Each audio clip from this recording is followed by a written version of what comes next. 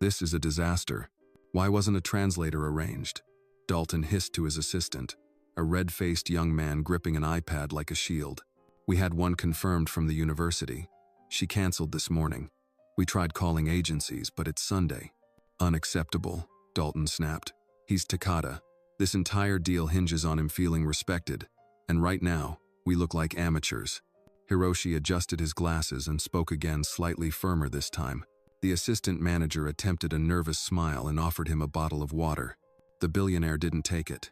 To make matters worse, 3 American investors had just walked in behind him. They paused, exchanged glances, and whispered among themselves. One of them chuckled under his breath, loud enough to be heard. Guy can't even speak English? How the hell's he worth billions? Dalton's ears turned red. Every camera, every phone, every pair of eyes in the lobby seemed to be watching this spiral. That's when a quiet voice broke the tension. I can help. Dalton turned toward the voice. So did everyone else. It came from the edge of the lobby, near the elevator, where Anna stood in her faded housekeeping uniform, holding a supply cart. Her dark curls were pulled back into a neat bun. She looked young, mid-20s, at most, but her eyes were calm, certain. I speak Japanese, she said again, clearer this time. Dalton blinked in disbelief. You? Anna, housekeeping, she replied quietly. The veins in Dalton's neck twitched. He stepped toward her quickly, voice lowered but sharp. Not now. This is a high-profile negotiation, not some tourist mix-up. Go back to your floor. I can really help, Anna said, steady but respectful. I understand him. Dalton waved a hand as if swatting away a bug. Don't start something you can't finish. The last thing I need is a cleaning girl trying to play hero. You screw this up, it's my head. Do you understand? Go. Away. Anna didn't move. She looked at Takata, saw his hand still calmly clasped in front of him, but his eyes, they were watching everything. Then Anna stepped forward, not toward Dalton, toward Hiroshi. She stopped 3 feet in front of the man, bowed low in the quiet grace of someone who'd been taught to respect silence. Sumimasen, Takada-sama, she said softly in Japanese. Please forgive the confusion. Allow me to assist, if you'll permit it. If this moment moved you, if Anna's quiet courage reminded you that true strength often comes from the most unexpected places, we'd love to hear your thoughts. Share your reflections in the comments below. And if stories like this speak to something in you, stories of dignity, respect, and rising when it matters most, consider liking this video and subscribing for more. The room froze. Takata studied her. Then deliberately he returned the bow. He responded in Japanese, a string of thoughtful syllables. Anna nodded, turned to Dalton, and translated with calm precision. He says he informed the hotel of his language requirement weeks ago. He's disappointed but willing to continue if things improve. Immediately. Dalton blinked. Wait, he's not angry? Anna gave a tiny shrug. He's very polite. Dalton's tone shifted. Escort him to his suite. And stay close. We'll talk about compensation later. As Anna turned to lead Mr. Takata toward the elevator, one of the investors, the one with the Rolex and the smirk, called out, Hey, sweetheart, you sure you're not just making it up? Anna stopped. Turned halfway. I can translate what you just said into Japanese if you'd like, she replied smoothly. Or I can let him assume you're simply rude. The investor said nothing. Dalton clenched his jaw but didn't speak again. He had been outplayed and he knew it. Inside the elevator, Takata stood in silence beside her. After a moment, he glanced at Anna. Kyoto? He asked in Japanese. She smiled faintly. 10 years. Katsura District. He gave a slight nod. You were taught well. When the elevator doors closed, Anna felt something shift inside her, something she hadn't felt in years. This wasn't just a misunderstanding she was fixing. This was a door she'd shut long ago, slowly creaking open again. And what lay beyond it? She wasn't sure, but she had just crossed the threshold, and she couldn't turn back now. Anna stood silently in the elevator, hands folded in front of her, eyes fixed on the glowing numbers as they ticked upward. The space between her and Mr. Takata was filled with a heavy stillness, not uncomfortable, but weighty. He hadn't spoken since asking if she'd lived in Kyoto. He simply stood there, as composed as a stone lantern in a temple courtyard. And yet, Anna knew he was watching everything. When the elevator stopped at the 28th floor reserved exclusively for VIP guests and investors, the doors slid open with a soft chime. Anna stepped out first, as etiquette dictated, then turned and bowed. Takada-sama, your suite duet 8000 de Allen is ready. This way, please, she said in Japanese. Takada nodded once and followed. The hallway was lined with thick carpet, walnut-paneled walls, and muted lighting that gave everything a quiet golden hue. Framed black and white photographs of Los Angeles from the 1962nd hung in perfect symmetry. Anna scanned her keycard, and the door unlocked with a click. The suite was spacious, elegant, and entirely too ordinary for someone like Takada. No fresh flowers, no custom welcome message, no sign that anyone had considered his preferences. Anna bowed once more. If there is anything else you need, sit, Takada said suddenly, in English. She paused. His voice was calm, deliberate. Unsure, Anna walked over and sat on the edge of the leather sofa. Takada moved to the window, hands behind his back, gazing at the glowing skyline. Where did you learn Japanese? He asked in his native tongue. She hesitated before answering. I grew up in Kyoto, from age 7 to 17. Why did you leave? She drew in a breath. My mother passed away. My foster mother, she was Japanese, sent me back to live with relatives in the States. But no one is like Kyoto, he finished. Anna nodded. No one. There was a long silence. You shouldn't be here, he said quietly, turning to look at her. I know, she replied. I was about to leave. He nodded slowly. You are not like most Americans. Anna let out a soft laugh. I've heard that more times than I can count. You are polite, observant. You do not interrupt. I was raised by someone who taught me that language isn't just words. It's the silence between them. Takada's eyes softened. For the first time since he arrived, he seemed less guarded. Do you want me to keep interpreting for you? She asked. He didn't answer right away. Then he said, I don't want someone losing their job because they helped me. Anna blinked. Mr. Dalton wasn't happy I stepped in, she said carefully. He told me to go back to my floor. Why didn't you? She met his eyes. Because you looked alone. Takada studied her for a moment, then turned back toward the window. I need someone tomorrow, 9 a.m., meeting with investors. Can you come? I can, she said hesitantly, but I don't think Mr. Dalton will approve. Call in sick. And if I get fired? He looked at her fully now. I do not hire people because they aren't afraid of losing their jobs. I hire people who aren't afraid to do what's right. Those words hung in the air like a challenge and a promise. Anna left the suite at 7:03 p.m., heart heavy, thoughts tangled. It felt like she'd stepped back into a world she had buried long ago. As she reached the elevator, a uniformed security guard approached her from the stairwell. Anna Jones? Yes? Mr. Dalton wants to see you. Immediately. His office. She followed without a word. Down to the staff level, no gold-plated decor here.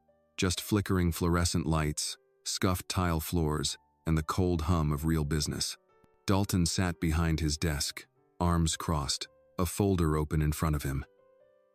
Her name was printed in bold letters at the top of the page. What do you think you're doing? He snapped. I was helping Mr. Takada. By breaking protocol? By accessing a restricted floor without permission? This isn't some heartwarming indie movie, Anna. This is a $100 million deal. And you are a housekeeper. She didn't flinch, but she didn't back down either. He pulled out a printed warning notice. You're one step away from being terminated. You understand me? Yes. Tomorrow, you report to floor 7. That's it. If I catch you anywhere near the VIP suites, I'll have security escort you out. You so much as say one word of Japanese to that man again, you're done. Clear? Clear. He narrowed his eyes. Good. Anna stood. At the door, she turned not in defiance, but with quiet force. You're not the only one who understands the value of silence, Mr. Dalton. Then she left, the door clicking behind her like a final note. Upstairs, far above the buzzing staff corridors, Hiroshi Takada stood alone in his suite, brush in hand, painting black ink onto smooth rice paper. Somewhere between the lines, he had begun to sketch the shape of trust, and he had already chosen who he would listen to, whether she was fired tomorrow or not. The next morning, Anna stood outside the staff entrance. staring at the sunrise bleeding through the Los Angeles skyline. Her keycard buzzed red twice before the sensor blinked green and let her in. She could feel the weight of the previous night in her bones, Dalton's threat, the warning form, that moment in the elevator with Takata. It was all still with her, pulsing under her skin. Floor 7, cleaning carts. Guest room rotations. That was the instruction. Anna clocked in at 6:57 a.m. sharp and walked briskly to the laundry station. She nodded to Marta, the head housekeeper, and tried to disappear into the rhythm of folded towels and morning hallway chatter.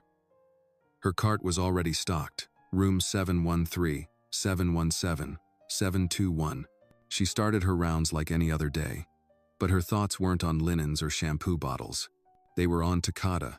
At 9:02 a.m., as she was scrubbing the bathroom floor of 717, her phone buzzed. Unknown number. She hesitated, wiped her gloves on her apron, and answered quietly. "Hello?" A calm male voice replied in Japanese. "This is Kenji, assistant to Mr. Takata. He requested your presence in conference room A on floor 28. Her heart sank.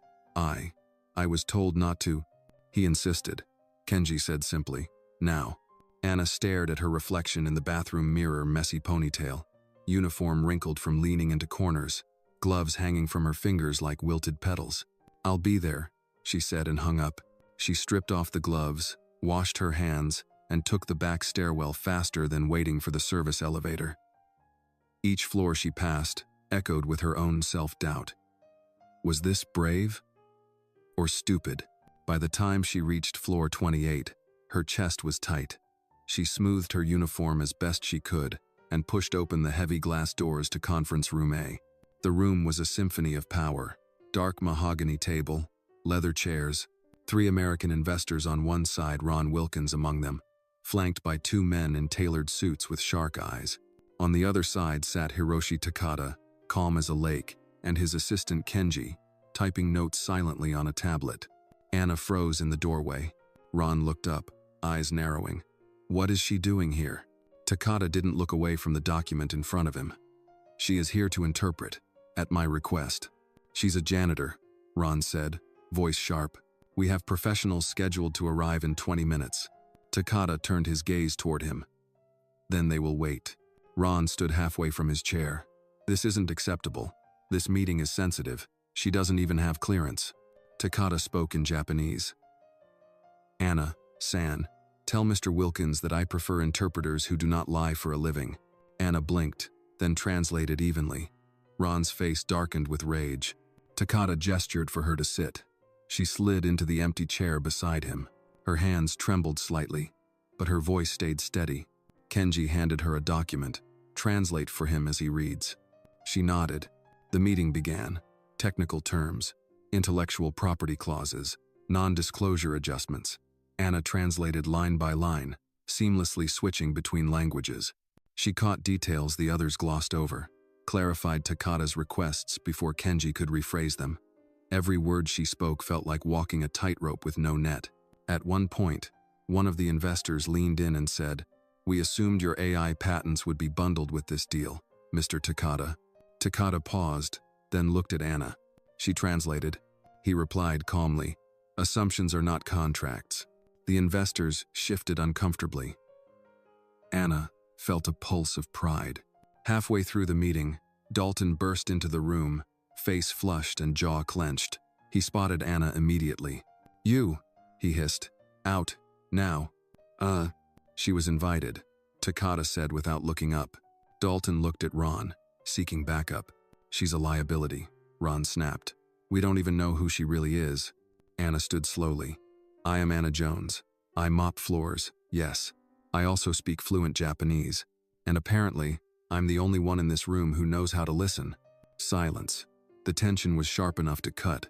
Takata leaned back slightly and placed a hand on the folder in front of him. "If she leaves, I leave." Dalton's mouth opened, then shut. Kenji typed something rapidly. Finally, Ron gave a sharp nod. "Fine, she stays, but she speaks only when spoken to." Takata looked at Anna and raised an eyebrow, almost amused. She gave a small nod. She understood the rules, and she would break them only when it mattered. The meeting continued.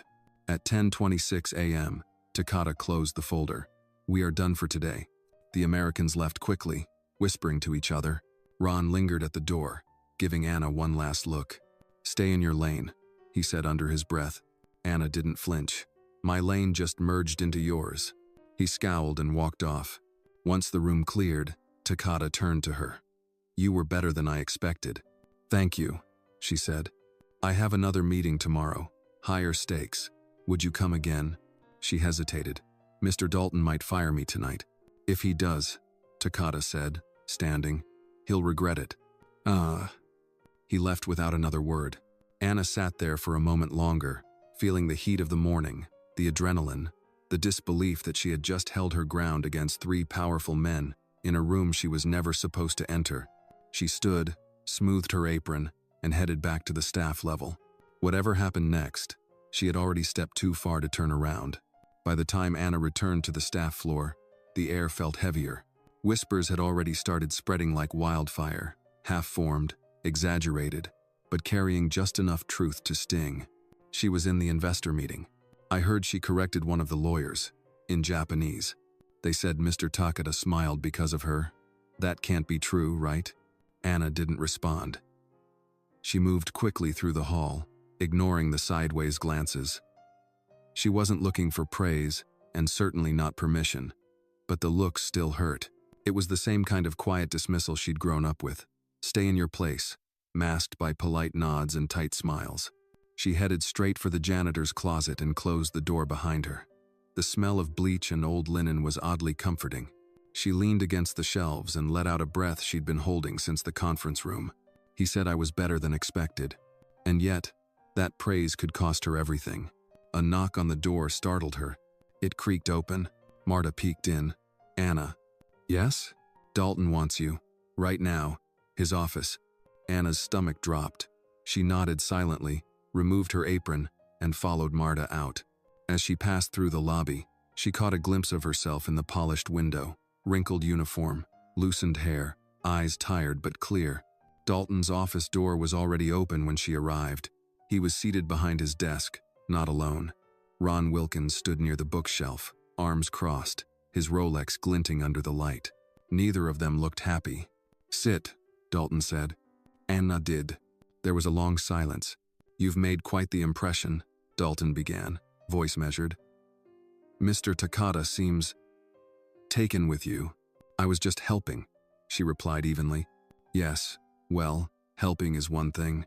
Inserting yourself into classified meetings, correcting translations in front of investors, and embarrassing a billion-dollar client partner. She embarrassed you," Ron cut in.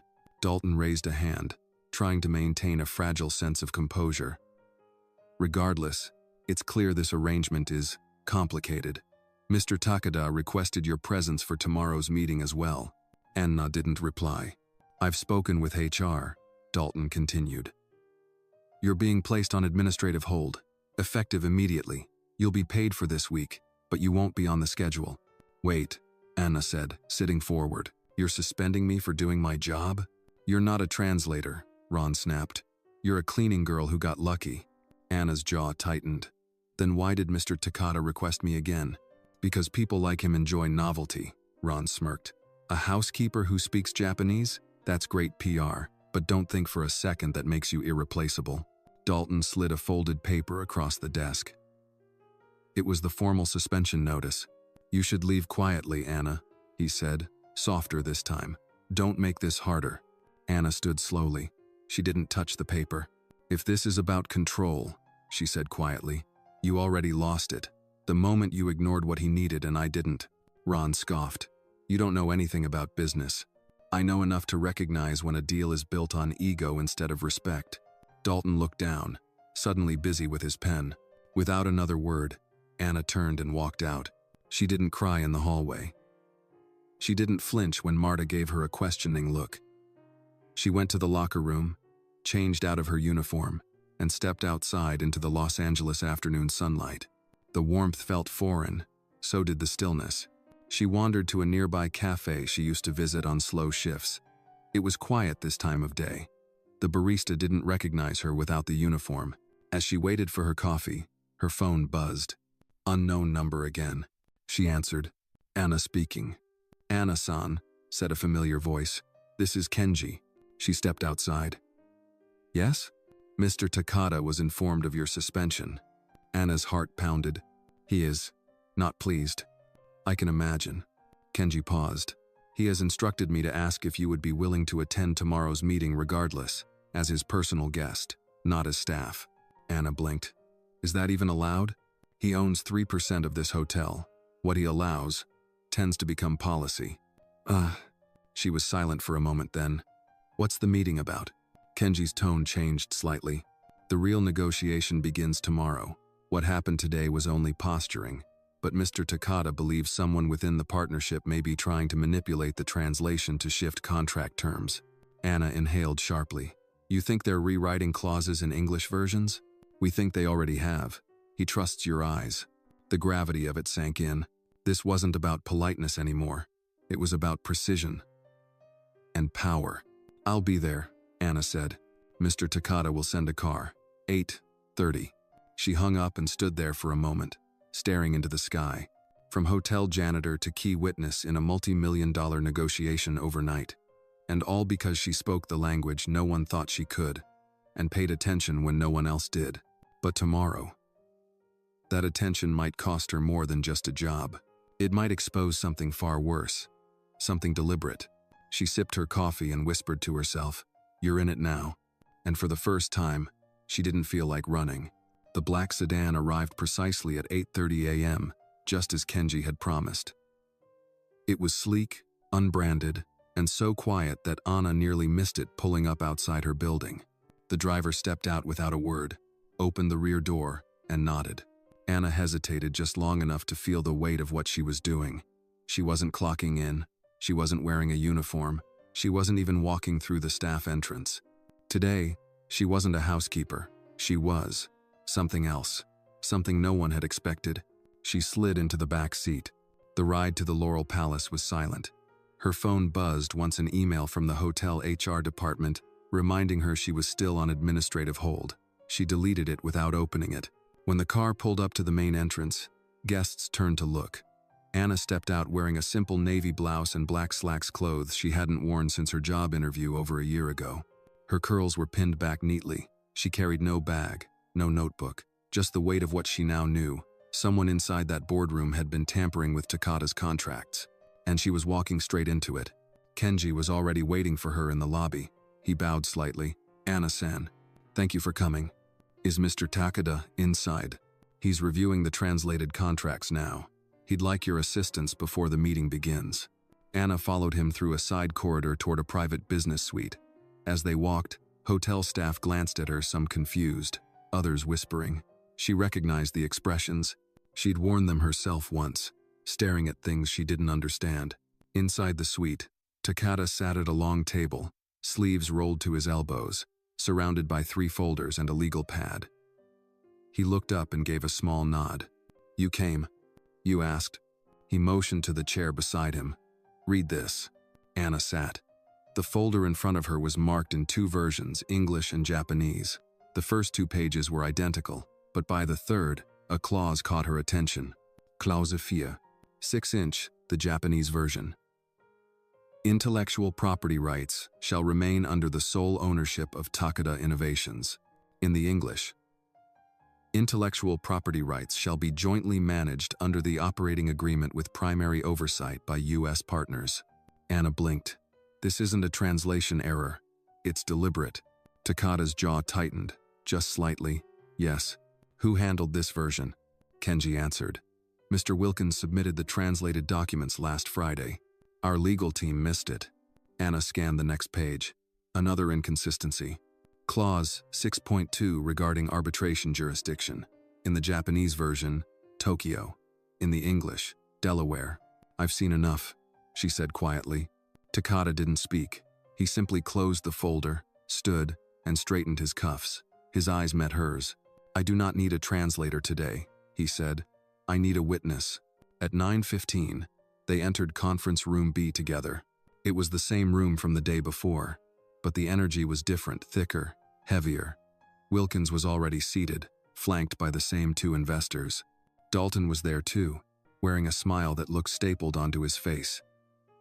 This time, Anna walked in ahead of them. No apologies. No hesitation. Takada took his seat and gestured for Anna to sit at his left. He placed the English and Japanese folders side by side on the table. "We'll begin with final clause confirmation," Kenji announced. Wilkins leaned back casually. "Of course. I trust everything is now in order?"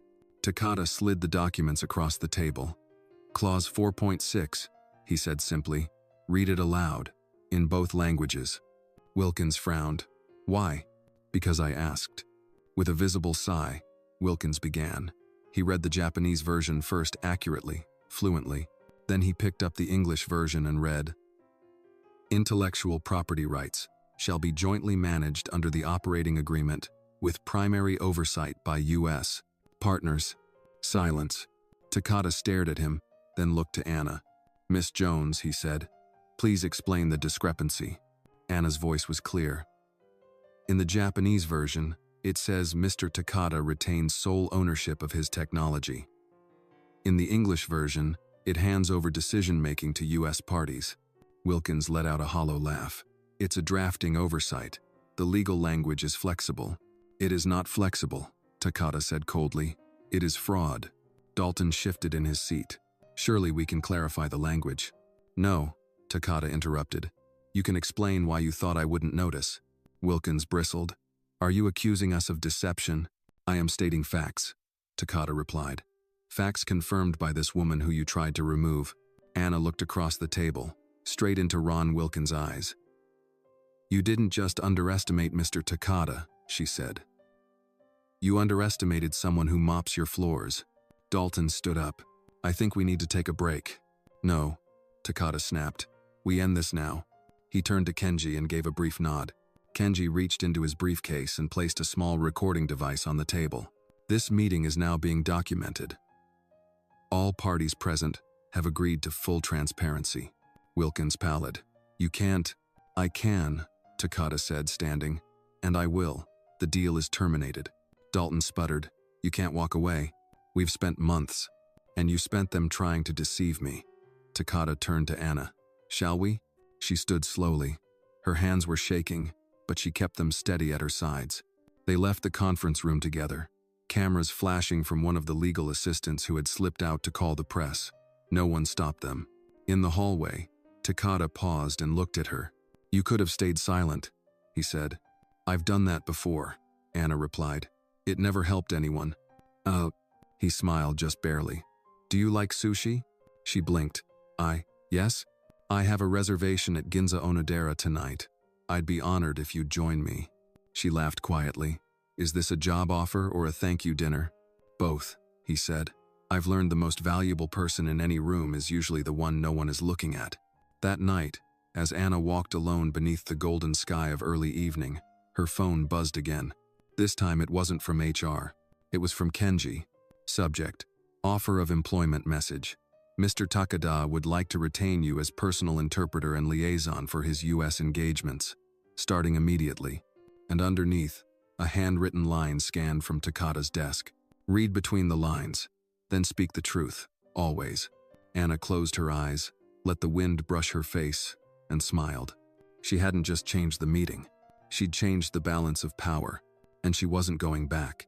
The next morning, the Laurel Palace was unusually quiet, not in the peaceful, luxury hotel sense, but in the tight-lipped, glass-about-to-shatter kind of way. Word had spread like wildfire. What happened in that boardroom had not only reached the upper floors, it had seeped down to the staff cafeteria, the laundry rooms, even the bellhop chat groups.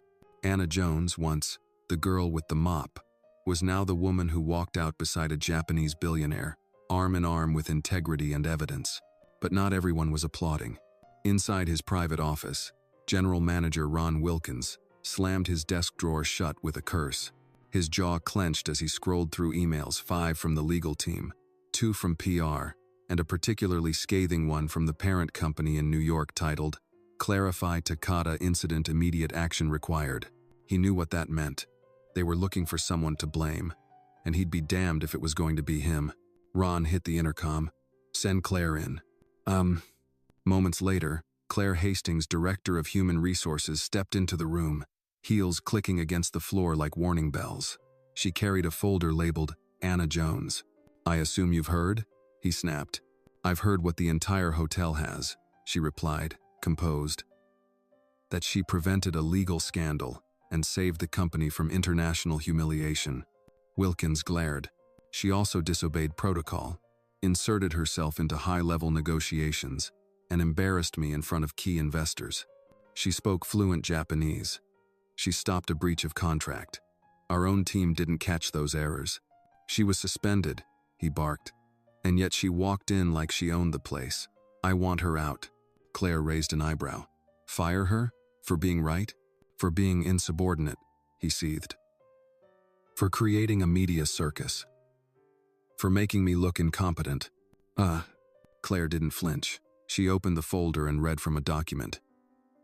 "As of this morning, Mr. Takada's office has formally requested Miss Jones be granted full guest access and unrestricted movement throughout the premises, including boardroom facilities, effective immediately." He refers to her as a critical liaison to international negotiations. Wilkins stood up so quickly his chair toppled. No. I don't care who she helped. She is staff. You don't turn a maid into a negotiator overnight." Claire's voice was calm, but her words sharp. "It wasn't overnight, Ron. She learned Japanese over the past 4 years. In her own time, on her own dime. She graduated with a linguistics degree before cleaning our floors." Wilkins's lip curled. "You're telling me she's been sitting on a degree while folding towels?" "I'm telling you she's been overlooked," Claire replied. "Like a lot of people around here." Wilkins shook his head. I won't allow it. Not in my hotel." Claire closed the folder and placed it on his desk. "Then perhaps it won't be your hotel much longer." He stared at her, chest heaving, as she turned and walked out. Meanwhile, in the upper lounge of the hotel, Anna was already in quiet conversation with Mr. Takada and 2 members of his legal team. She wore the same navy blouse, but her posture had changed. She sat upright, confident, her voice even and clear as she translated every line with precision. After the meeting, Takada stood and gently touched her shoulder. "You carry yourself differently today," he said. "I feel different," she admitted. He handed her a small card, his personal cell number. "There are very few people I trust. You've earned that place. But trust brings scrutiny and enemies." Anna nodded. "I understand." "Do you?" he asked, his tone deeper. "The closer you stand to power, the more people will want to knock you down. Not because you've done wrong, but because you don't belong in their eyes." She swallowed hard. "That's how it's always been, for people like me." His eyes softened. "Then let's make them see differently." As they exited the lounge, they passed a small group of hotel executives whispering in a corner. Anna caught snippets. "She's just a maid. This will blow over. He's using her as a prop." But she didn't flinch. She walked taller. Back at her modest apartment that night, Anna pulled out a shoebox from under her bed. Inside were letters of rejection, scholarship essays, her degree certificate, and an old language textbook with her handwriting on nearly every page. She traced the spine of the book slowly, remembering the nights she'd studied after cleaning rooms, the audio lessons she played while scrubbing floors, the moments she almost quit. A knock on her door pulled her back. It was her neighbor, Mrs. Green, holding a newspaper. "You're in here," she said, eyes wide. Anna unfolded the paper, a full-color photo, herself, seated beside Takada, pointing at the contract. The headline read, "Hotel Maid Exposes. Multi-million-dollar fraud Takada praises. Voice of integrity." Mrs. Green smiled. "You've made us proud, baby." Anna blinked hard. "Thank you." As the door closed and the apartment returned to silence, she sat on the edge of her bed, clutching the paper. For the first time in her life, she wasn't invisible, and that scared her more than anything else. But this time, she wasn't going to run. She was going to speak. And this time, the whole world would listen. 2 days later, the Laurel Palace hosted a private luncheon in the Imperial Suite, an exclusive gathering of the hotel's top investors and foreign partners, including dignitaries from Singapore, Paris, and Tokyo. The carpet was red, the chandeliers glimmered, and the room buzzed with light conversation and the clinking of glasses. Everything looked perfect on the surface. But underneath that shine, tension simmered. Anna stood by the far end of the suite, translating for Takata as he reviewed a new investment proposal. She had been officially granted cultural liaison status temporary, as the executive board had insisted, but it was a title that still came with access, visibility, and power, and that made certain people very uncomfortable. Ron Wilkins entered the room with a smile that didn't reach his eyes. His tailored charcoal suit hugged his frame like armor, and his stride was deliberately confident. He made a beeline toward the investors from New York, offering practiced charm and flattery. But every so often, his eyes flicked toward Anna. She noticed. She always noticed. After the formal greetings, a hush fell as Ron stepped to the microphone stand. Ladies and gentlemen, we are honored today to host our esteemed partners and the visionary Mr. Takata. May this luncheon mark not only a celebration of our progress, but also a renewal of trust and global unity. Polite applause followed, but Takata did not smile. He leaned toward Anna and muttered in Japanese, "He smiles too much when he lies." Anna suppressed a smirk. "That's because he thinks no one understands." Takata's eyes twinkled with amusement.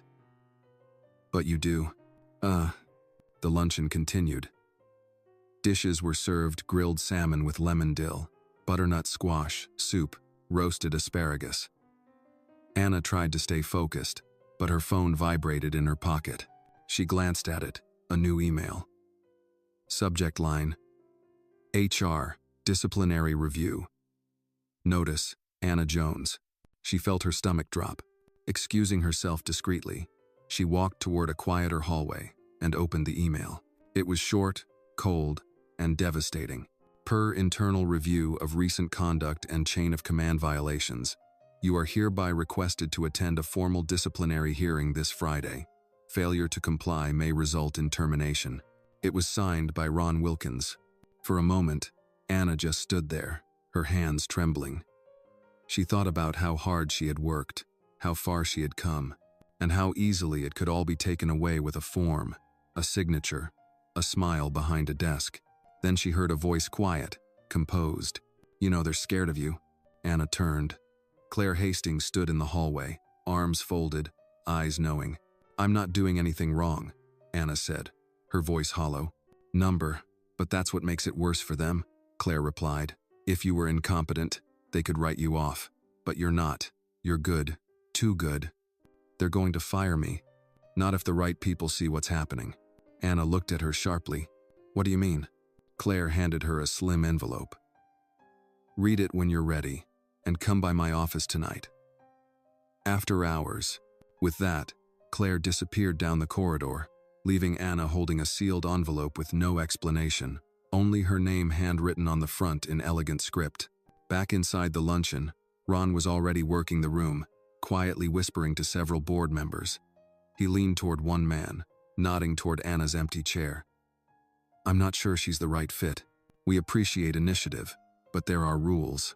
Meanwhile, Takata noticed Anna's absence. He excused himself from the table and stepped outside. He found her seated on a bench under a shaded terrace, eyes closed, envelope still unopened. "You left before dessert," he said softly. She opened her eyes, just needed a moment. "Is it about that email?" he asked. She hesitated. "Yes." He sat beside her. "Do you know what we call people like you in Japan?" She shook her head. "Fushinsha, the disruptor. It's not always a compliment, but sometimes it's the person who sees the cracks in the foundation and dares to call them out." Anna looked down.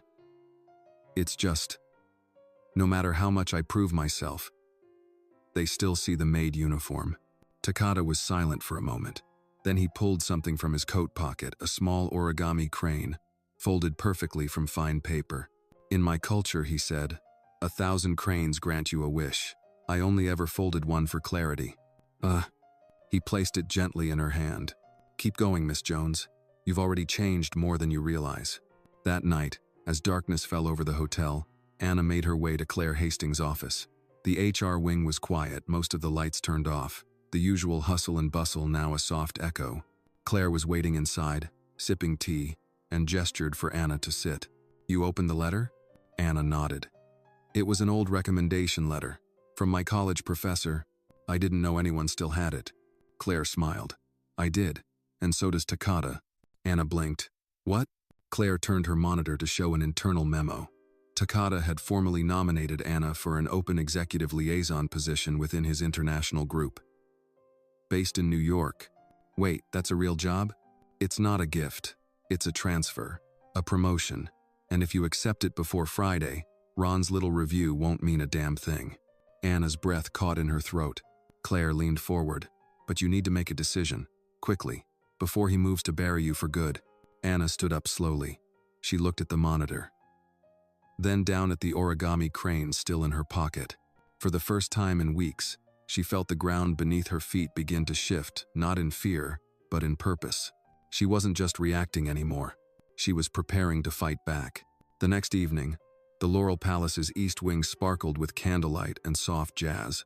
The event, a private dinner to welcome the Japanese investors, meant to be intimate and discreet, no press, no speeches, no photo ops, just the people who mattered behind closed doors. Anna arrived in a tailored black dress Claire had quietly arranged for her earlier that day. It was elegant, understated, but nothing like the uniforms she used to wear. As she stepped into the dining hall, she felt the weight of 100 eyes, not because she was a spectacle, but because she was part of the room. She scanned the table. Takata sat at the far end, already sipping from a cup of green tea. Ron Wilkins stood nearby, pouring wine and laughing too loudly at something a French investor had said. His eyes flicked to Anna, and this time, they narrowed. Anna took her seat beside Mr. Takata, who greeted her with a respectful bow of his head. Good evening, Miss Jones. Good evening, sir. Tonight is important. Keep your ears sharp. She nodded. The dinner began. The courses were traditional with a twist miso-glazed sea base, wasabi mashed potatoes, and a matcha creme brulee that impressed even the most skeptical palates. The conversation flowed in several languages: English, French, Japanese. Anna shifted with ease, translating, clarifying, and occasionally adding cultural insights that kept the evening smooth and fluid. And yet, Ron was circling. At one point, he pulled a waiter aside and murmured something. Moments later, the waiter approached Anna with a soft apology. There's a call for you, urgent, hotel line. Anna frowned, excused herself, and followed the waiter down the hall to the staff office. She picked up the phone. Dead silence. Then a click. She froze. When she returned to the dining room 10 minutes later, her seat was occupied by Ron. He was laughing with Takata, pouring him more sake, leaning in as if they were lifelong friends. Anna stood, unsure of what to do. Then she turned and quietly stepped to the back of the room, pretending to check the wine list. Takata's eyes drifted to her. She gave a subtle nod. He raised his hand. Mr. Wilkins, he said calmly, I'd like Miss Jones back here, if you don't mind. She has a better ear. The entire table went quiet. Ron hesitated. His smile cracked for half a second. Then, of course, he muttered, rising from the chair and returning to his place farther down the table. Anna resumed her seat, heart racing, but she didn't show it. She just translated the next sentence, Takata whispered. A poetic idiom about cherry blossoms falling early this season. Dinner ended on a high note. The guests were impressed, plans were solidified, and Mr. Takata announced that he would be returning to Tokyo next week, but not before leaving behind a full delegation and a liaison to finalize the U.S. expansion. As the guests trickled out, Ron caught Anna alone near the main archway. You think you're clever, don't you? He said under his breath, that tight smile etched on his face. I don't think anything, she replied. I just work. Well, let me make something clear, he leaned in. You're not going to take this company from me. I built it. I brought him here. You're a guest, and guests eventually leave. Anna didn't flinch. Then maybe you shouldn't have let the guest learn your language. Before he could respond, Claire appeared at Anna's side. Everything all right here? Ron gave a curt nod and walked off without a word. Back in her room that night, Anna opened her laptop. A new message waited from Takata's office. A formal offer of the liaison position, fully salaried, with relocation support. Attached to the email was a personal note. I do not favor people for their titles, Miss Jones. I favor them for their clarity. T. She stared at it for a long time. Then, just before midnight, she pressed reply, but she didn't hit send. Not yet. Instead, She stood up and walked over to her window, overlooking the hotel courtyard below. The city lights flickered in the distance. She saw the staff moving about, cleaning up after the dinner, the rhythm of labor never seen by the guests. She knew that world. She had lived in it, and maybe that was her advantage. Her phone buzzed. Another email. This one, from her mother. Subject line, "Are you okay, baby?" The body of the email was short. "I saw your name on the company newsletter. I didn't know you were still in the city. I'm proud of you. No matter what happens, just remember you don't owe anyone silence." Anna's throat tightened. She turned back to her laptop. This time she clicked, send. She had accepted the new role, but she wasn't leaving Laurel Palace quietly, because the war hadn't ended. It had just begun. The following morning, Anna stood in front of the mirror, adjusting the lapel of her blazer. The air in her suite was still, except for the quiet hum of the city beyond the balcony. Today, she would officially begin her new role, liaison to Takada's Japanese team, overseeing communications between the US division and Tokyo headquarters. But beneath the polished exterior, a storm brewed. Downstairs, the atmosphere was far less serene. Ron Wilkins paced the executive boardroom, jaw clenched. "She's just a translator. A translator. You're telling me she's now representing Takada's entire delegation?" "Yes, Ron," Claire said coolly from across the room. "That's exactly what's happening, and it's already been announced. You might want to stop acting like the last to know." Ron slammed his palm on the table. "This is a power play. You don't see it?" Claire didn't blink. "I see it perfectly. And you're losing." Anna entered the lobby 15 minutes later, composed but alert. As she approached the reception desk, the new protocol was clear. Every member of the Japanese team nodded to her with quiet respect. The staff at Laurel Palace, many of whom once barely noticed her, stepped aside, eyes wide. Power had shifted, but Anna didn't wear it loudly. She made her way toward the conference suite Takada had temporarily converted into his headquarters. Before she could enter, a hand grabbed her arm gently. It was Claire. "I hope you understand what you've just stepped into," Claire said softly. "I understand enough to know I can't back down now." Claire gave her a long look, then nodded. "Good. But be careful. You're not the only one who understands leverage." The morning meetings went smoothly, at least on the surface. Takada's team began mapping out the early stages of a tech integration project that would funnel millions into Laurel Palace's operations.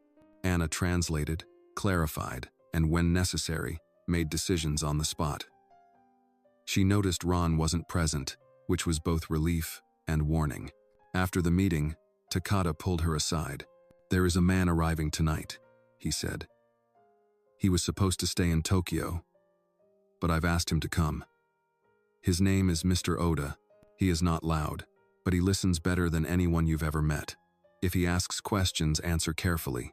His job is not business. His job is people." Anna tilted her head. "You mean, like an internal investigator?" Takada smiled. "I mean, he sees behind curtains. And right now, I believe there are many curtains in this hotel." Anna nodded, a ripple of unease moving through her chest. "Understood." That evening, Anna went for a walk outside the hotel. She needed air, real air, not the crisp, recycled calm of conference rooms. She wandered past the marble fountains and into the side courtyard where the staff took smoke breaks. There, she saw Henry, the night doorman, sitting alone, sipping coffee from a thermos. "Evening," he said, tipping his cap. "Evening," she replied. "You look like someone who just found out the walls have ears." She smiled despite herself. "Something like that." Henry patted the bench beside him. "You know, I've been here 20 years. Seen people come in and out. Tourists, presidents, criminals dressed as CEOs. But there's always one thing in common." "What's that?" He looked her straight in the eye. "They all think no one's watching, but someone always is." She let the words settle. Back upstairs, Anna returned to her room and found an envelope slid under the door. No markings, just her name in block letters. Inside was a printed screenshot security footage, grainy but clear. It was Ron, meeting with a man in a parking garage. Cash exchanged hands. Papers were passed. On the back of the page, a typed message: "You're not crazy. Keep going." No name, no signature. Anna's stomach dropped. She grabbed her phone, called Claire. "Come to my room, now." 10 minutes later, Claire was there, arms crossed. Anna handed her the photo. Claire's eyes narrowed. Where did this come from? I don't know, but whoever sent it wants me to keep digging. Claire studied the image. That's not just anyone he's meeting with. That's Harold Dennings. Used to be a contractor for the State Department. Rumor is, he runs backdoor channels now, gray money, blackmail, you name it. Anna swallowed. Then this isn't just about corporate power. No, Claire said. It never was. They sat in silence for a moment, the photo between them like a landmine waiting to go off. Then Anna stood. We need to find Mr. Oda, before Ron finds us. Claire nodded, already pulling out her phone. I'll arrange a secure meeting. Later that night, a soft knock came at Anna's door. A small, quiet man in a charcoal suit stood there, bowing slightly. Miss Jones, I am Oda. His voice was calm, his gaze unblinking. Anna stepped aside. Come in. As he entered, he looked around once, then sat. I hear you have something to show me, he said. Anna placed the photo on the table. Mr. Oda stared at it for a long time. Then, finally, he looked up. This changes everything, he whispered. And now, we must change everything with it. Anna sat across from Mr. Oda, watching the way his eyes scanned the grainy photo again and again, not with shock, but with confirmation. As though what he saw was simply the final piece in a puzzle he'd already begun to solve. The room was silent, save for the distant sound of jazz music playing in the lobby below and the steady ticking of the wall clock. You've known, Anna said slowly, haven't you, about Ron? Mr. Oda folded the paper and placed it on the coffee table with the kind of precision that made her uneasy. I suspected, now I know. Why now, she asked. Why come all the way to Los Angeles? He looked up. Because you acted. And because Mr. Takata watches those who take action when others remain still. Anna absorbed that in silence, the weight of it slowly settling. This wasn't just about language. It never had been. What happens next? She asked. Mr. Oda leaned forward slightly. I investigate quietly. You assist quietly. We find what has been buried beneath layers of politeness and power. And when we have enough, we strike not with anger, but with truth. Anna felt a chill crawl up her spine. You want me to keep working inside? Yes. As translator, as observer, and most importantly, as someone no one expects. The next morning, Anna resumed her duties, returning to the crisp cadence of translation and the seamless flow of Takata's meetings. But now, every interaction carried new weight. She watched Ron's movements carefully. He was growing bolder, stepping into rooms he had no authority in, pushing for updates on Japanese contracts, even suggesting more flexible clauses to accommodate unnamed investors. At lunch, Anna found herself seated beside Takata, a silent nod of trust now uniting them. He offered her miso soup and rice, served in small porcelain dishes he insisted on importing from Kyoto. There's a rhythm to power, he told her as they ate. It pretends to be chaotic, but if you listen closely, it repeats, like music, like fraud. That evening, back in her suite, Anna opened her laptop and logged into a secured channel Mr. Oda had installed. She uploaded the photo of Ron and Dennings, along with timestamps and location. The screen blinked once, then displayed a new message.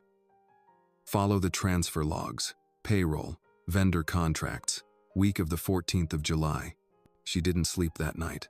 She combed through line after line of financial data, most of which was buried in innocuous expense reports, guest services, kitchen renovations, temporary staffing. But one vendor kept surfacing, Horizon Event Logistics, a company supposedly hired for a tech conference last month. The payment? $280,000. The event? Never happened. She highlighted the entry and pinged it to Oda. 10 minutes later, a message appeared. That is your thread. Pull it. The following day, a press conference was scheduled in the Takata suite. Local media had been invited.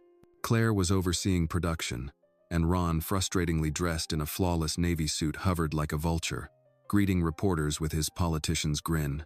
Anna, Claire said under her breath, pulling her aside, we have a problem. Anna followed her into a side room where a younger staffer waited, pale and shaking. Tell her, Claire urged. The girl looked like she was barely 20. I was told to modify the sign-in logs, she stammered. The Horizon vendor. Mr. Wilkins said if I didn't erase the delivery records for the 15th of July, I'd be blacklisted from every hotel in the city. Did you do it? Anna asked. The girl looked at her shoes. Yes, but I kept the originals. On my phone. Anna's heart pounded. Send them to me. Now. With fresh evidence in hand, Anna approached Oda discreetly in the hallway just before the press conference began. He used hotel accounts to funnel funds, she whispered, and coerced the staff into hiding it. Oda said nothing. He simply turned and entered the room, taking a seat behind the podium. As the press filtered in, Takada entered quietly, flanked by his aides. Anna stood at the back, translating quietly for a Japanese official beside her. The cameras were ready. Lights flashed. Takada approached the podium. Ladies and gentlemen, he began, we are grateful to the Laurel Palace for their hospitality. However, there are matters that require transparency before we proceed. At that moment, Mr. Oda stood and approached the microphone. Before any contracts are signed, he said evenly, we must address an internal breach of ethics. We have discovered falsified documentation, unauthorized payments, and intimidation of staff within this hotel. The room went dead silent. Ron stood slowly. This is outrageous. You have no proof. Anna stepped forward, heart hammering. Yes, we do. She held up her tablet, screen lit with the original vendor logs and time-stamped footage. Oda nodded. We will be forwarding this information to the authorities. Ron lunged forward, but two quiet security agents, Takada's men, intercepted him. You can't do this, Ron barked. This is my hotel. Takada finally spoke. No, he said calmly. It was your illusion. Now, it is reality's turn. Ron was escorted from the room. The press was stunned.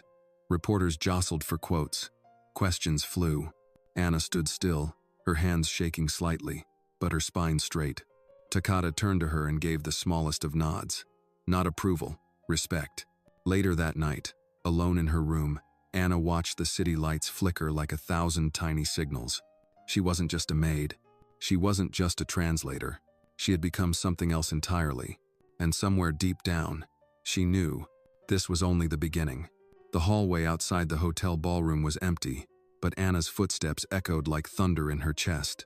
Her pulse was racing. She could still hear Mr. Harrington's words in her head, cold, dismissive, commanding. Stay out of this. You don't belong here. He hadn't even looked her in the eyes. She shouldn't have come back. And yet, she had, because something didn't feel right. Not just about the interpreter disappearing or the sudden cancellations. Something deeper, darker. The Japanese billionaire, Mr. Yukimura, had tried to say something important, and no one listened. Anna stopped in front of the emergency stairwell door. She leaned against the cool metal, closed her eyes, and breathed deeply. She thought of her grandmother, who used to say, if your heart tells you to stand up, don't sit still just because it's easier. Her fingers curled into fists. She wasn't leaving. Not yet. Back in the ballroom, things were shifting. Mr. Harrington was doing damage control. He'd called in a new interpreter, a young white man in a crisp suit with a fake smile and a stiff bow. Yukimura had said something to him quietly, slowly, with intense clarity. The interpreter hesitated, then offered a watered-down version in English. Mr. Yukimura is happy to be here and is looking forward to investment opportunities. Yukimura's brow twitched. He repeated himself in sterner Japanese. The interpreter glanced nervously at Harrington, then said, he expresses gratitude to the American hospitality and hopes the meeting will be successful. Mr. Harrington beamed.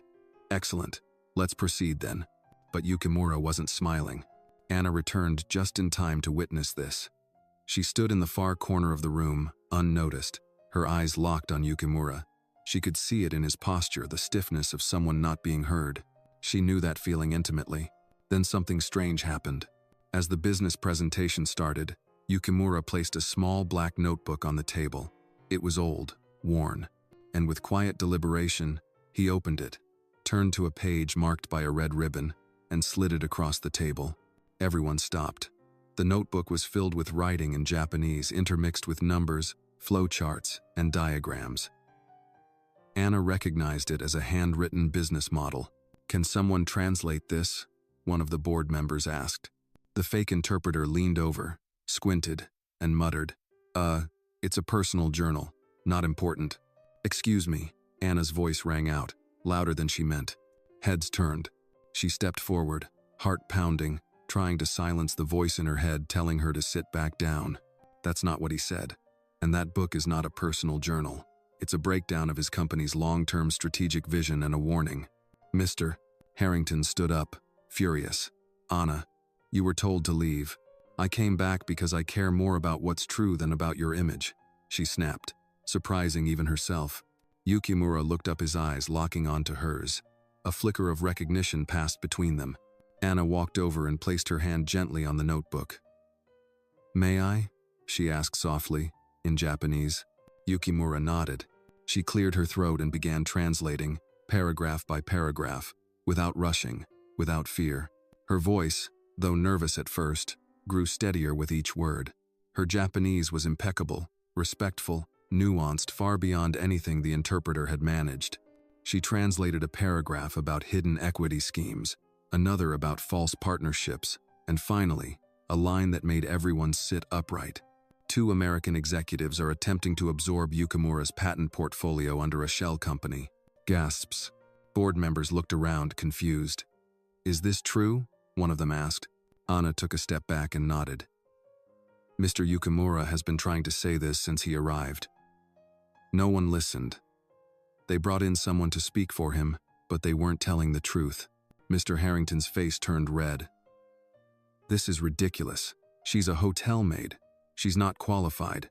I graduated summa cum laude in East Asian languages from UCLA, Anna said, her tone icy calm. "And I happen to speak fluent Japanese because my grandmother raised me on both languages." Yukimura stood now, his presence silent but towering. He looked at Anna, then bowed deeply. "Watashi wa anata ni kansha shitemasu, Anna-san." "I am grateful to you, Miss Anna." Anna bowed back, tears brimming in her eyes. The room was silent. Then one board member turned to Harrington. "Did you know about these partnerships? These patent transfers?" I mean, that's just one interpretation," he stammered. Another board member rose. "We need to halt everything. No further signatures, no funding transfers, until we've investigated this." Yukimura slowly closed his notebook. Then he turned to the room, and in broken English, said, "Only she, listen, only she, speak truth." Mr. Harrington stormed out. Anna stood frozen for a moment, overwhelmed by everything. She wasn't supposed to be part of this meeting. She wasn't supposed to matter. And yet, she did. She mattered, and as the door swung closed behind the disgraced executive, Anna felt something inside her shift. Not just relief, but something fiercer, dignity, purpose. Outside, a storm was rolling in. Rain splattered against the tall glass windows. The city buzzed below, but inside the ballroom, everything had changed. And Anna knew this was only the beginning. The elevator ride down from the top-floor ballroom felt like an eternity. Anna stood between 2 silent board members, her reflection flickering in the brushed metal walls. She clutched the small black notebook Yukimura had handed her, its pages still warm from the tension in the room. Everything inside her buzzed, not just from adrenaline, but from something deeper. For once, she had stepped into the storm instead of shrinking from it. When the doors slid open into the hotel lobby, she expected stares or whispers. Instead, there was an odd hush, like the building itself was holding its breath. She walked past the concierge desk, past the marble statue she used to dust, past the security guard who didn't make eye contact. In the corner of the lounge, she spotted a familiar face, Marcia, the elderly housekeeper who had taken Anna under her wing when she first started. Marcia's eyes widened when she saw her. She stood slowly and opened her arms. Anna didn't hesitate. She walked straight into the embrace. "I heard what happened," Marcia whispered. "You made them listen." "I wasn't trying to," Anna said. "I just couldn't let them lie." Marcia pulled back, placing both hands on Anna's cheeks. "Sometimes, baby, that's exactly what heroes do." Anna managed a smile, but it faded as her eyes drifted toward the entrance. A group of men in dark suits entered briskly, lawyers, perhaps. One of them was speaking into an earpiece, and another carried a silver briefcase. They're not done, Marcia said grimly. Not by a long shot. Anna's phone buzzed. Unknown number. She answered cautiously. Hello? A voice on the other end, accented but warm, spoke softly. Miss Anna, this is Yukimura, San's personal assistant. Mr. Yukimura would like to invite you to lunch. Private room, rooftop garden, 1 hour. Will you come? Anna hesitated. Yes, I will. The line went dead. Marcia raised an eyebrow. What now? I think I've been summoned, Anna said, trying to steady her nerves. She spent the next half hour freshening up in the service locker room. Her uniform was still damp from the earlier chaos, so she borrowed a spare blouse from the lost and found bin plain but clean. She pulled her hair back into a neat ponytail and stared into the cracked mirror. You belong in that room, she whispered to herself, no matter what they say. The rooftop garden was unlike anything she had seen in the building, hidden behind frosted glass and layers of security. A sanctuary of sculpted trees, koi ponds, and bamboo pathways. At the center, a table had been set for two. Yukimura was already seated, sipping green tea from a delicate porcelain cup. He stood as she approached and gave her a respectful bow. Anna, San, he said, smiling gently. Please, sit. Thank you for inviting me, she replied, settling into the seat opposite him. A few quiet moments passed. The garden was peaceful, as if it existed outside of time. I owe you an apology, Yukimura said. I knew something was wrong. I felt the lies, but I lacked the words to stop them. You gave me those words. I just told the truth, Anna replied softly. That is never just, he said. A server approached and placed 2 bowls of miso soup on the table, followed by a platter of sushi and warm sake. Yukimura poured for them both. I want to ask you something personal, he said after a pause. Do you believe in fate? Anna blinked. I'm not sure. I think I believe in responsibility. If we see something wrong, we have to act. He nodded. Good, because I believe fate brought you into that room. And now I must offer you a choice. He reached into his jacket and slid a small envelope across the table. She opened it. Inside was a business card, thick, embossed, with his name and the logo of his investment firm. Beneath it was a handwritten note. Cultural liaison, Tokyo Initiative, full sponsorship, if you accept. Anna stared at it. I don't understand. I am launching a new division in the United States, he said. One built on truth, transparency, and cross-cultural understanding. I want you to be part of it. I will train you, you will grow, and you will never be silenced again. Tears welled in her eyes. But I'm not qualified. I've never worked in an office. I'm a maid. You are more, Yukimura said firmly. You are a bridge, between words, between worlds. Anna looked down at her trembling hands. All her life, she'd believed opportunity belonged to other people, people with degrees, money, connections, not girls like her, not daughters of janitors, not kids who learned Japanese from their grandmother between cleaning shifts. But maybe that had always been her qualification. I want to accept, she whispered. I do. Then it is done, Yukimura said. You begin next week. Quietly.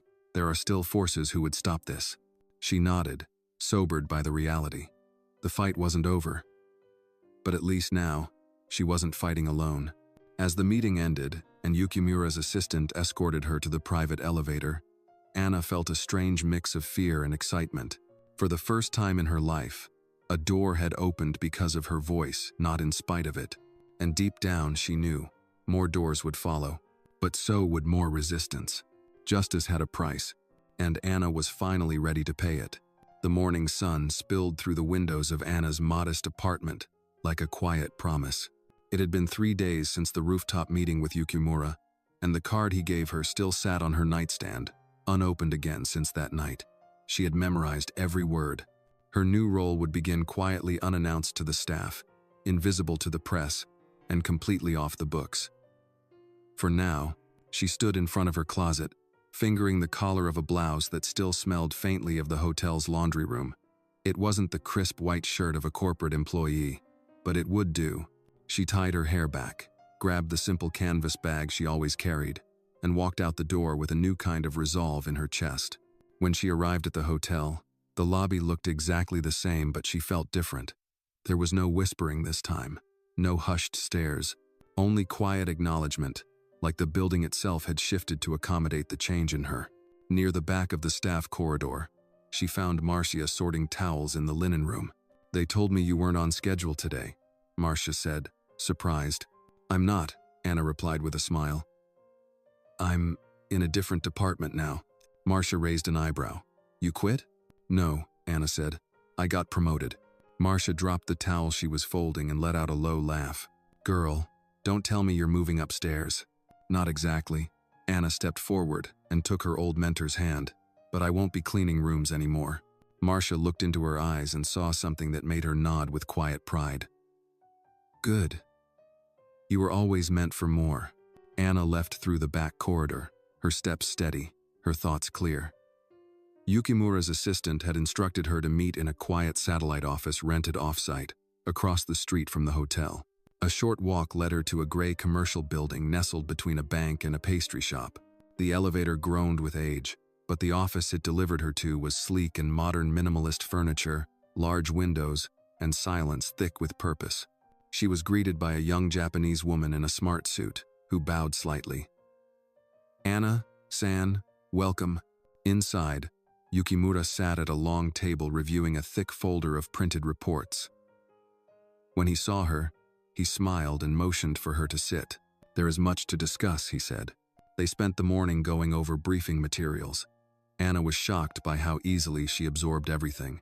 Her years cleaning rooms, listening quietly to guests, studying languages in stolen moments, had sharpened her ability to observe and remember.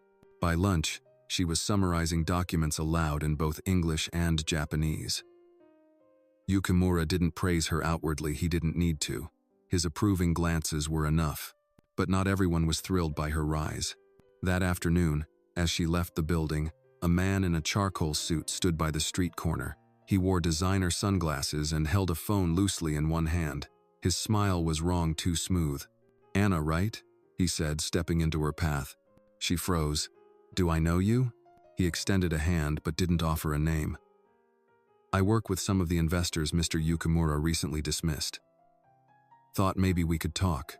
I don't have anything to say to you," she said flatly. "That's fine," he replied. "You can listen instead." She turned to walk away, but his voice followed her.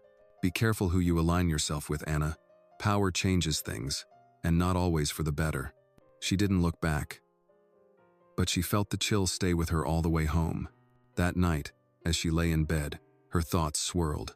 The warning, the man's tone, the subtle threat, it reminded her just how fragile her place was. She wasn't protected by title or tenure. She was a wild card, and some people feared that more than they feared Yukimura himself. The next day, she reported to the satellite office again. But this time, Yukimura wasn't alone. An older man in his late 50s sat across from him, graying temples, a tailored suit, and cold eyes that barely flicked toward her when she entered. "Anna-san," Yukimura said calmly. "This is Mr. Caldwell. He represents a local strategic partner. They've expressed concerns about our direction." Anna nodded politely, sensing the tension. "Let's be honest," Caldwell said, folding his hands. "We're not comfortable with a former maid being this close to confidential operations. It creates optics."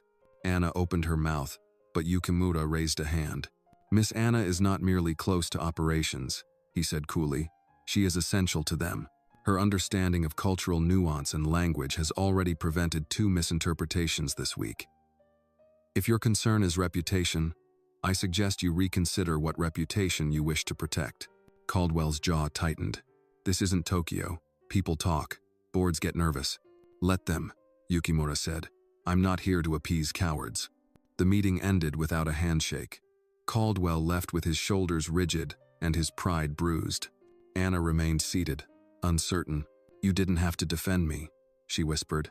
"Yes, I did," Yukimura replied, "because men like him aren't afraid of mistakes. They're afraid of voices they can't control." Anna looked out the window, the city humming below, and understood something new. The battle ahead wasn't just about business or status. It was about identity, belonging, voice. And now, her voice had entered rooms it was never meant to be in. She wasn't going to whisper anymore. 3 days later, Anna found herself standing before the glass doors of the Grand Park Ballroom, one of the most exclusive venues in downtown Chicago. A high-stakes investor conference was underway, and the hotel had been selected to host the closing gala. It wasn't just a party. It was a stage where reputations would be made or broken. Yukimura had asked Anna to accompany him not as a translator, but as an unofficial liaison to the American guests. "Observe everything," he'd said. "Not just what they say, but what they don't." She entered with him through a side corridor, avoiding the main red carpet. The room was already buzzing with the hum of conversation, glasses clinking, silverware tapping lightly against plates. Anna's heels clicked softly on the marble floor. She wore a sleek navy dress Yukimura's assistant had provided, understated, elegant. It fit her like it had been waiting for this night. Across the room, a familiar face appeared: Marcia. Dressed in a formal black service uniform, she was helping coordinate the event logistics. Their eyes met briefly. Marcia's face lit up in silent pride. But not everyone was pleased to see Anna. Near the bar, Martin Caldwell stood in a tight group of executives, laughing a little too loudly. When his eyes caught hers, his smile vanished, replaced by something cold and calculating. "She shouldn't be here," he murmured to the man next to him, a white-haired board member named Douglas Keene. "It sends the wrong message." Keene gave a casual shrug. "Yukimura seems to like her." Caldwell's voice dropped. "Too much. That's the problem." Meanwhile, Anna circulated discreetly, offering translations when needed, and gently correcting a few miscommunications between Japanese investors and American partners. But beneath the polished surface, tension churned. At one point, she passed near a cluster of junior executives. Their conversation stopped when she approached. One of them, a man no older than 30, muttered under his breath, "Didn't she used to clean rooms here?" The comment wasn't meant for her ears, but she heard it, every word, and she kept walking, chin high. She found Yukimura speaking with an elderly Japanese gentleman, Mr. Hashimoto, a quiet but powerful investor from Osaka. Anna bowed respectfully and offered a greeting in perfect Kansai dialect. Hashimoto's eyes widened with surprise and delight. "Ah, you speak like you were born in Nara." "My grandfather studied in Nara," she replied softly. "I used to read his letters." Hashimoto smiled and nodded with deep approval. "You honor him well." When they parted, Yukimura leaned toward her. "You just earned us a $10 million assurance, and possibly an ally for life." But the night had other plans.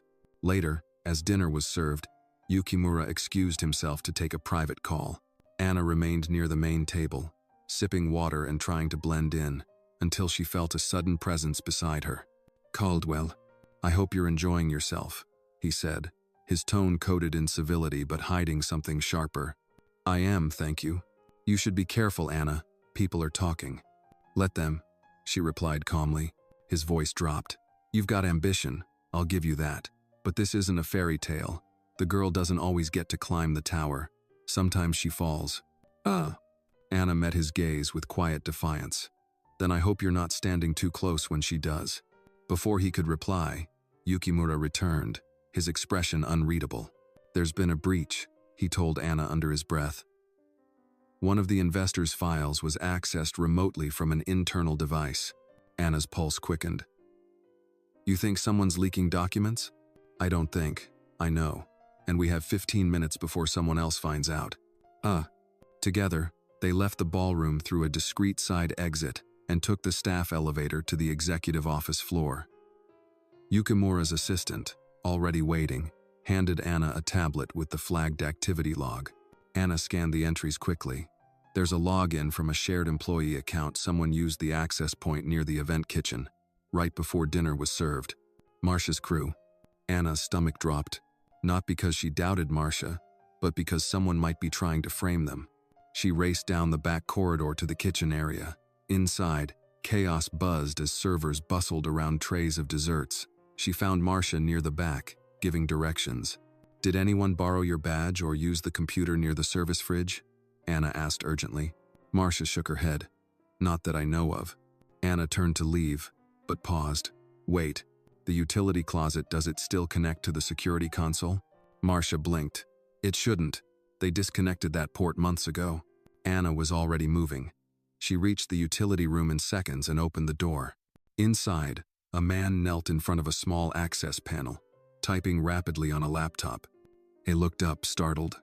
It was one of Caldwell's assistants, a man Anna had seen shadowing him earlier. "What are you doing here?" she demanded. The man jumped to his feet. "Nothing. I was just checking the temperature controls." "Put it down." Her voice was sharper now, firm. He hesitated. Behind her, Yukimura appeared with 2 hotel security officers. "You've just made a very expensive mistake," Yukimura said. The man's face collapsed. "It wasn't me. Caldwell told me to." The confession was cut off as security moved in. Later that night, after the man had been escorted out and Yukimura's internal review team sealed the breach, Anna sat alone in the quiet corridor just outside the ballroom. Her heart was still racing. Yukimura approached slowly and handed her a glass of water. "You saved our reputation tonight." "I almost didn't," she whispered. "But you did, and you didn't flinch." Anna looked up at him, the flickering hallway light reflecting in her eyes. "This isn't just about a hotel anymore, is it?" "No," he said softly. "This is about something much older than any company. It's about power, fear, and the people brave enough to face them." Anna nodded slowly. For the first time, she didn't feel like an outsider anymore. She felt like she belonged. And not because someone had let her in, because she had walked in on her own and refused to leave. Rain swept across the windows of the hotel as Anna sat in the temporary operations room, reviewing the final security footage from the night before. Her eyes were heavy, but her mind remained sharp. Every timestamp, every flicker of movement across the screen, she examined it all, looking not just for evidence, but for patterns. She wasn't just protecting Yukimura anymore. She was protecting the truth. A quiet knock broke her focus.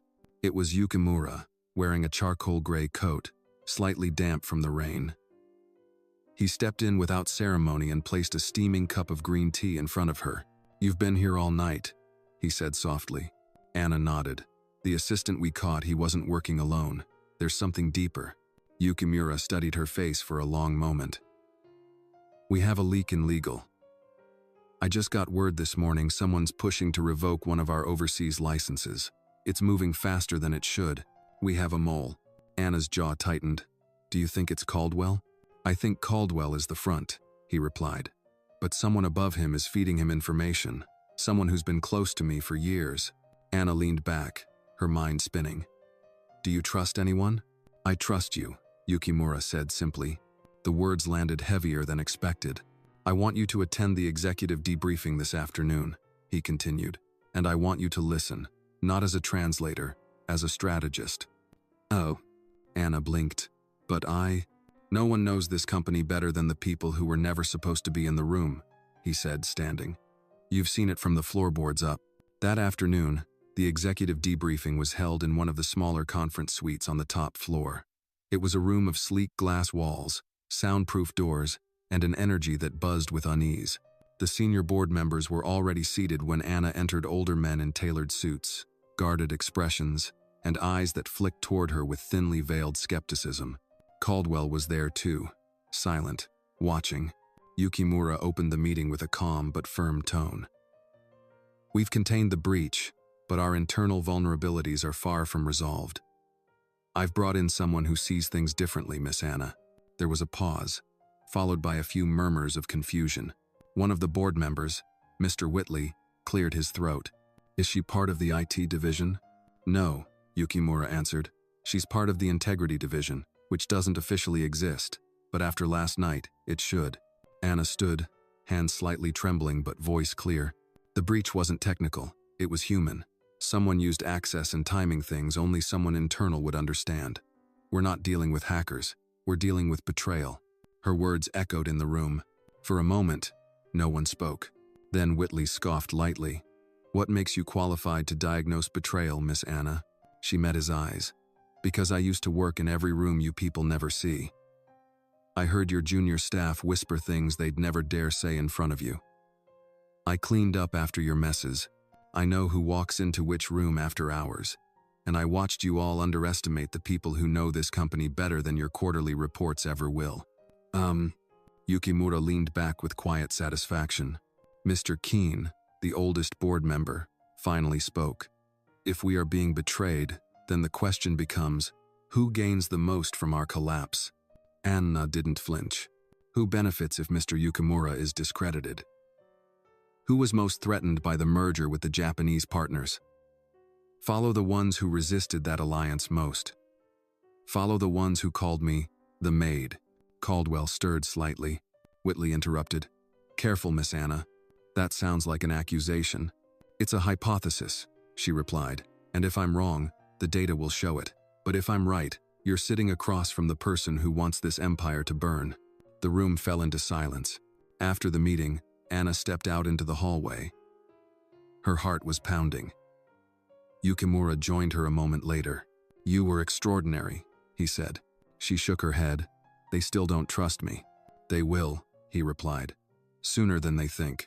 That evening, Anna returned home and found an envelope slid under her door.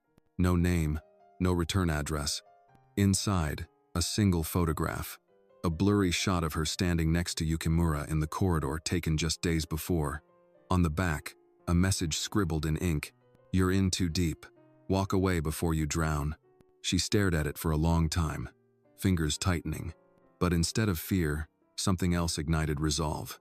The next morning, she arrived at Yukimura's office before dawn. He was already there, watching the city wake through his window. She placed the photograph on his desk. They're watching both of us. He studied it, then looked up at her.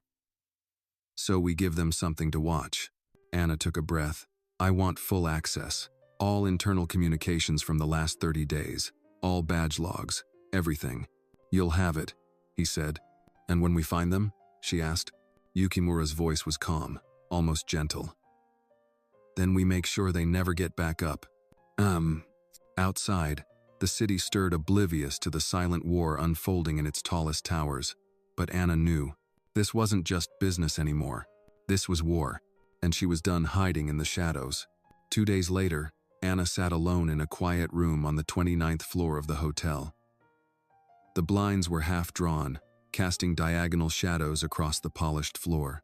A dozen files lay open in front of her employee access logs, email threads, badge swipe records, and metadata from security terminals. Somewhere in this data was the truth, and she was determined to dig it out with her own bare hands if she had to.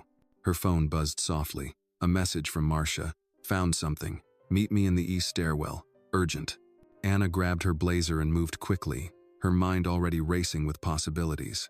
The east stairwell was rarely used, quiet, dim, and just out of reach of the more trafficked hallways. When she pushed open the heavy fire door, Marcia was already waiting, her arms crossed, a manila folder clutched tight in one hand. Marcia's eyes were nervous. I shouldn't even have this, she said, handing the folder over. Anna flipped it open and scanned the contents. Inside were maintenance schedules, digital lock override logs, and a series of private communications between Martin Caldwell and someone identified only as DW, a name she hadn't seen before. Marcia leaned in. DW is Douglas Whitley. He's not just a board member. He owns 18% of the company. He helped Yukimura get the US expansion approved 10 years ago. But something changed after that. Anna stared at the emails cold, coded exchanges that read more like war strategy than corporate operations. And then she saw it, a time-stamped message that read, "The girl is a problem. Eliminate her access quietly." It was sent 1 hour after her first public confrontation with Caldwell. Her throat tightened. I've seen this kind of thing before, Marcia whispered. They don't just push people out, Anna. They erase them. Anna closed the folder and stepped back. Can you send this to Yukimura's private line? I already did. Without another word, Anna headed straight to the executive elevator. By the time she reached Yukimura's private suite, he was already standing at the window, hands clasped behind his back. On the table beside him was the same folder, now open, its pages scattered like war plans. They're accelerating, he said without turning. Whitley wants me discredited within the week. He's scheduled an emergency board vote claiming I've breached fiduciary duty. Anna stepped closer. We have proof he's conspiring with Caldwell. That should be enough. No, Yukimura said. Not for the board. These men don't play by truth. They play by appearances. And if we try to fight with logic alone, we lose. Anna's voice was steady. Then we give them a different kind of truth. One they can't spin, one they can't unsee. That night, Yukimura arranged a private meeting with one of the Japanese investors, Mr. Hashimoto, the same man who had admired Anna's Kansai dialect. They met in a quiet tea room on the roof level, the city lights shimmering behind them like distant stars. Anna presented the folder, translating the content with precise, clear language. When she reached the email where her name was mentioned, her voice didn't waver. Hashimoto read in silence, then placed the folder down gently. In our culture, he said softly, honor is not negotiable. And betrayal, once revealed, must be answered. He turned to Yukimura. You must bring this to the full Investors' Council. Not just the board. If Whitley is trying to fracture your empire, you must show them what loyalty looks like. Yukimura bowed. Then I will ask Anna to present it. Anna's eyes widened. Me? Hashimoto nodded. Your voice is already a symbol. Let it be the blade as well. The following morning, Anna stood before the International Investors' Council, a semi-annual gathering of powerful men and women who rarely interfered unless something extraordinary demanded it. The room was quiet as she began. She walked them through the breach, the evidence, the attempted cover-up. Her voice was calm, deliberate, and laced with the quiet power of someone who had seen too much and finally had the floor. And then, she read aloud the email. The girl is a problem. Eliminate her access quietly. A hush swept over the room, and then Anna did something unexpected. She turned off the projector, walked to the center of the floor, and said, I was that girl. I cleaned the hallways where these men once walked past me like I was invisible. I wiped their prints from their glasses. I changed their linens. And still I listened. I learned. I watched how power is used and abused, how silence becomes currency. She paused. I never asked to be here. I was told I wasn't supposed to be. But now that I am, I will not let this company fall into the hands of men who think betrayal is a strategy. She stepped back. Hashimoto stood, slowly. Yukimura, he said in Japanese, do you trust this woman? Yukimura answered in the same language. With my life. One by one, the council members nodded. An emergency vote was held. Douglas Whitley was suspended indefinitely. An investigation was launched. And Martin Caldwell? He resigned within 24 hours. Later that day, Yukimura found Anna in the garden courtyard, sitting alone beneath a maple tree. He approached quietly and said, You didn't just survive this war. You changed the battlefield. Anna looked up, her voice low. I'm still that girl who started in the laundry room. And now, Yukimura said, you're also the reason this company still stands.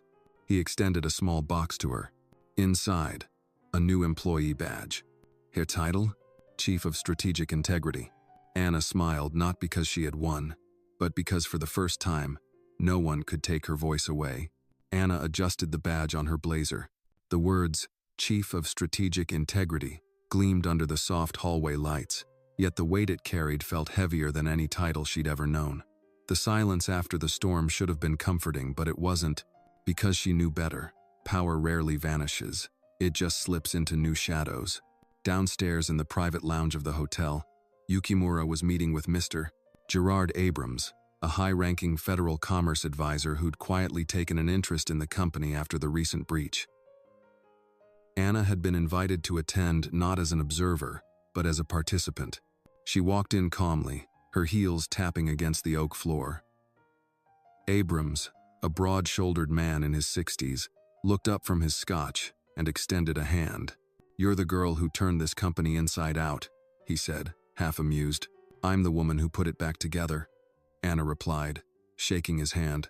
Abrams chuckled, impressed. Touché. Yukimura motioned toward the chair next to him. Anna uncovered evidence suggesting the breach wasn't just internal. There's a link to a competitor, Riveron Technologies. They've been using offshore entities to funnel cash to Whitley. Abrams' face darkened. That would explain the noise we've been hearing in D.C. Anna laid out the new documents, transaction trails, encrypted communications decrypted by her contact in cybersecurity, and a voice recording. In it, Whitley's voice could be heard confirming a payout for delaying a major product launch in favor of a Riveron substitute. It's corporate espionage, Anna said bluntly. And it nearly destroyed Yukimura Global from the inside. Abrams nodded slowly. You know what this means? Anna nodded. We either bury it or go public. Yukimura added. And we need the government's help if we choose the latter. Abrams stood and paced. Going public will shake markets, but if we don't, this will happen again, and not just to you. He looked at Anna. Are you ready for the attention this will bring you? You won't just be the hero, you'll be the target. I already am, she said. But if we let silence win now, we invite every predator back into the building. That night, Anna sat at the hotel rooftop terrace, staring out at the blinking skyline. Her phone buzzed. A private message from an encrypted number. Walk away. Final warning. She stared at it, unmoved, then deleted the message. Moments later, Yukimura joined her, carrying a file folder. I had this delivered to my suite anonymously, he said. You should see it. Anna opened the folder. Inside were surveillance photos, not of her younger brother, Marcus, walking out of his high school, riding the subway, talking to friends. Her heart froze. They're trying to rattle you, Yukimura said. It's intimidation. No, she whispered. It's a threat. She stood up. They made a mistake, Yukimura. They think fear will shut me down, but they don't understand something fundamental. What's that? Anna looked him squarely in the eyes. I didn't come this far for myself. I came this far so the next girl who mops your floor doesn't have to bleed to be seen. He said nothing but nodded, slowly. The next day, a press conference was scheduled at the company headquarters in Chicago. It would be streamed live, across financial channels, with a large media turnout. The boardroom was transformed into a media center. The podium bore the company seal, flanked by the American and Japanese flags. When Anna arrived, she was dressed not in a suit, but in a modest blouse and slacks, the uniform of someone who worked her way up, not someone born into boardrooms. Reporters swarmed with questions, camera flashes popping, but she didn't flinch. Yukimura stood behind her, silent. She approached the podium, adjusted the mic, and took a breath. When I first came to this company, I wasn't given a badge. I was given a mop, she began. And every day, I walked past closed doors and conversations I wasn't meant to hear. But I listened, I watched, and I remembered. She paused. Last week, our company uncovered a betrayal not just of a CEO, but of trust, of values, of everything we claim to stand for. And we learned that silence, when rewarded, becomes a currency. So today, we choose to go broke before we sell our integrity. Reporters scribbled furiously. Cameras zoomed in. This isn't just a corporate cleanup, Anna continued. It's a reckoning. We've submitted all evidence to federal authorities, and we're cooperating fully in an open investigation that will hold those responsible accountable no matter their position, no matter their past. Her voice didn't waver. Not once. Some of you might ask why I'm the one standing here. It's because the people who caused this mess wouldn't dare. She stepped back from the podium, as murmurs rippled through the room. Behind her, Yukimura stepped forward. The board has ratified Miss Anna's appointment. She now leads our internal ethics division, one with real teeth, real oversight, and real consequences. The applause was quiet at first. Then it grew. That evening, Anna walked out of the building into the autumn air. Across the street, a small crowd had gathered: former employees, janitorial staff, security guards, people who had followed her story, people like her.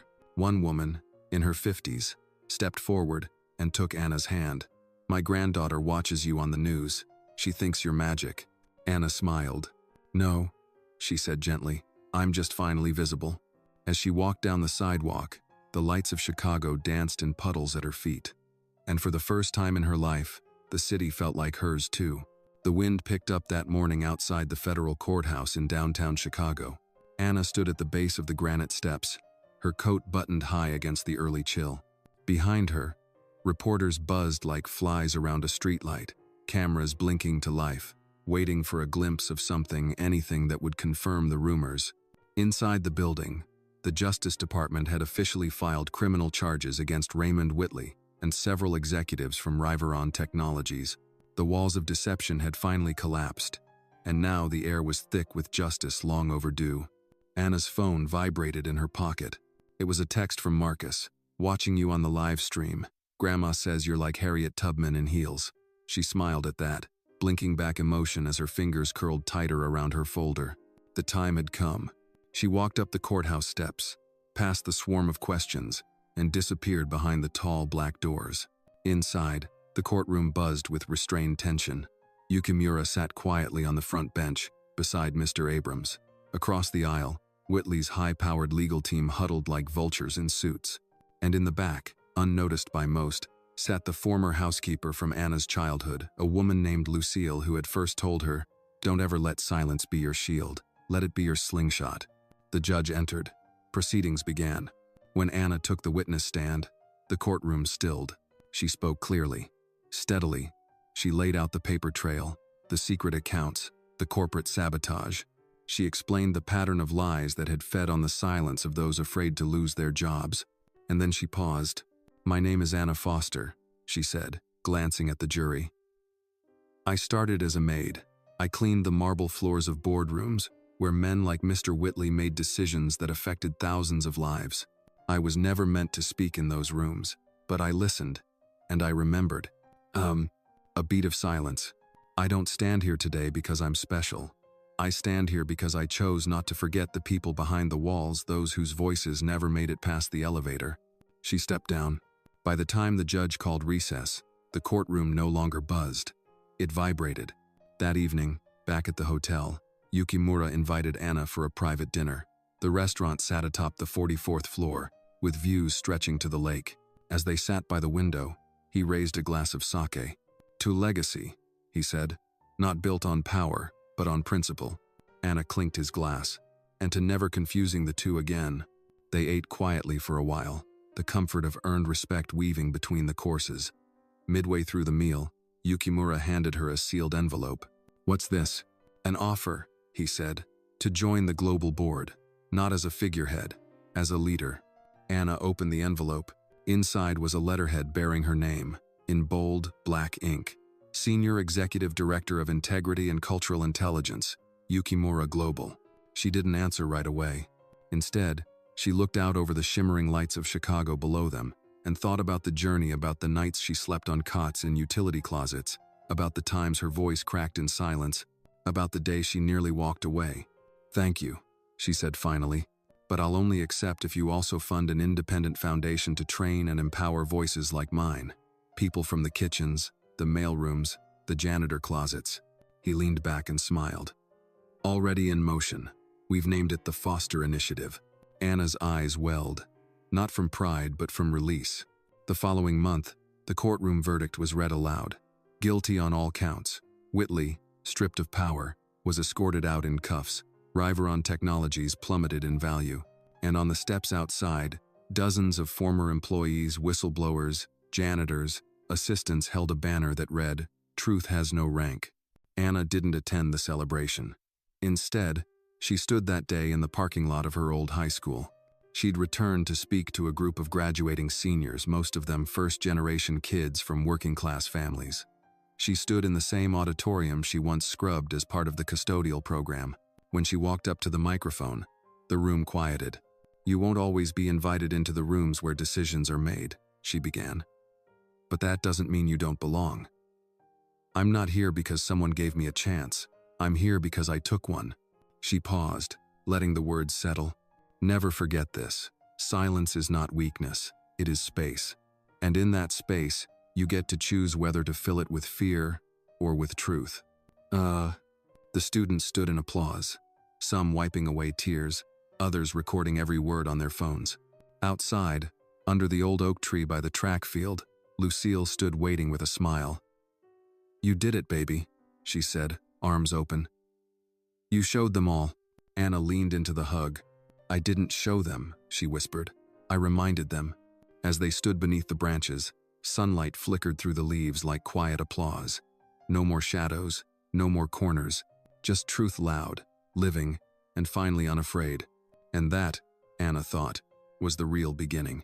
The story reminds us that true power doesn't come from titles or wealth, it comes from courage, integrity, and the refusal to stay silent in the face of injustice. Anna's journey shows that even the most unheard voices can bring down empires when they speak with truth. It's a tribute to those who rise from the margins, not for revenge, but to restore dignity and reshape the future.